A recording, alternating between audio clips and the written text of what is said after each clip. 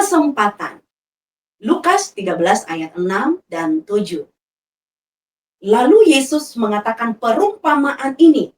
Seorang mempunyai pohon ara yang tumbuh di kebun anggurnya, dan ia datang untuk mencari buah pada pohon itu, tetapi ia tidak menemukannya. Lalu ia berkata kepada pengurus kebun anggur itu, "Sudah 3 tahun aku datang mencari buah pada pohon ara ini, dan aku tidak menemukannya. Tebanglah pohon ini, untuk apa ia hidup di tanah ini dengan percuma?" Bapak, Ibu, dan Saudara, pohon ara berada di tanah yang subur dan mendapatkan perhatian istimewa. Namun apa? Tidak memberikan hasil. Pohon ara ini melambangkan orang-orang yang diberi kesempatan luar biasa oleh Allah untuk bertumbuh dan berbuah, tetapi mereka tidak menghasilkan apa-apa. Orang-orang yang menerima berkat, kasih, dan kesempatan dari Tuhan, tetapi tidak menggunakannya untuk kemuliaan nama Tuhan. Perumpamaan ini mengingatkan kita bahwa Allah memberikan kesempatan kepada setiap orang untuk bertobat dan hidup dalam kebenaran. Namun, kesempatan itu tidak selamanya ada. Ia adalah pemilik kehidupan, dan dia berhak menuntut pertanggungjawaban atas apa yang telah diberikannya. Di dalam terang Kristus, kita melihat bahwa Yesus sendiri adalah kesempatan terbesar yang Allah berikan kepada manusia. Melalui kematian dan kebangkitannya, dia membuka pintu keselamatan bagi semua orang. Kehadiran Yesus adalah panggilan bagi kita untuk tidak lagi menunda-nunda pertobatan dan hidup dalam buah roh, seperti kasih, sukacita, damai sejahtera, dan kesabaran, dan lain-lain. Jika kita menyia-nyiakan kesempatan ini, akibatnya apa? Kehilangan kehidupan kekal bersama Allah.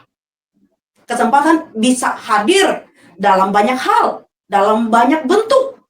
Kadang-kadang itu bisa muncul sebagai keberhasilan kita atau kebahagiaan kita.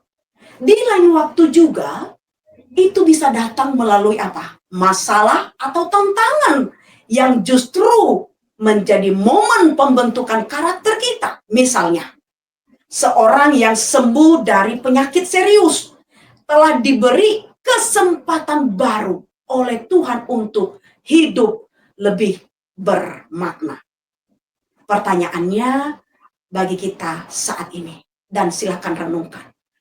Bagaimana kita menggunakan kesempatan yang Tuhan beri kepada kita? Untuk memanfaatkan kesempatan dengan baik, kenali kesempatan itu. Jangan abaikan suara Tuhan dalam hidup kita. Apakah itu panggilan untuk melayani Tuhan, berbagi kasih, atau sekedar menjadi berkat bagi sesama?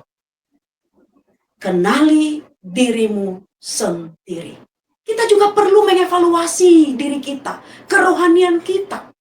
Apakah ada dosa yang harus kita akui di hadapan Tuhan?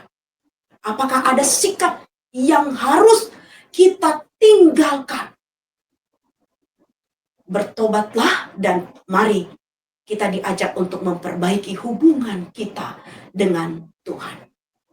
Marilah kita mensyukuri kesempatan yang telah Tuhan berikan, dan itulah kesempatan bagi kita menghasilkan buah yang baik bagi kemuliaannya. Allah memberikan kesempatan kepada kita bukan untuk disia-siakan, melainkan untuk digunakan demi kemuliaan nama Tuhan dan juga kebaikan untuk orang-orang di sekitar kita. Jadilah pohon ara yang subur, yang tidak hanya menikmati tanah yang gembur, tetapi juga menghasilkan buah. Sehingga ketika Tuhan datang memeriksa, dia menemukan buah yang memuaskan hatinya.